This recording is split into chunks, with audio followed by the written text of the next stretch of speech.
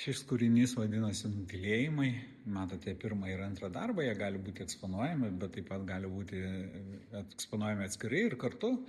Ir šiuo atveju mes matome būtent, kad kūrinyje naudojamas koliažas, matome Leonardo da Vinci, taip pat matome iš Egipto kopto antkapių išlikusi enkaustikos vaikino portretą, taip pat brolio Huberto ir Jano Vaneikų darbų citavimus. Ir būtent tuo svetimi panaudoti vaizdai kaip interpretacija to meto supančios aplinkos, žmogaus psichologinio portreto man yra labai svarbus. Kita vertus, aišku, aš koliažą papildau spalvomis, dinamiškomis linijomis.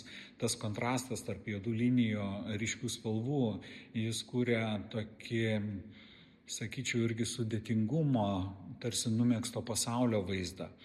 Ir paspalvinimas auksiniais dažais, tarsi viduramžių paveiksluose, kaukolės, kurias irgi čia yra visiškai neatsitiktinės, nes mes galime matyti, kad viena kaukolė jį pakankamai akademiškai nupiešta tiesiog mano iš natūros, nes studijoje aš turiu kaukolės modelį. Kita kaukolė per vidurį antram darbe, ji yra iš Valetos katedros ant kapinių plokščių Maltoje, kuri ir savo architektūrą, ir aišku, ten esančiais kūriniais yra išskirtinis statinys, ar ne? Ir tas kaukolių panaudojimas ir toks sudėtingo pasaulio mezginio kontrastas, jis kūrė ypatingą žiūrovą inspiruojančią nuotaiką. Ir aišku, kaukolės tai tarsi viduramžių natiurmortų memento mori, prisimink, kad mirsi atspindys, bet tai yra ne apie mirtį.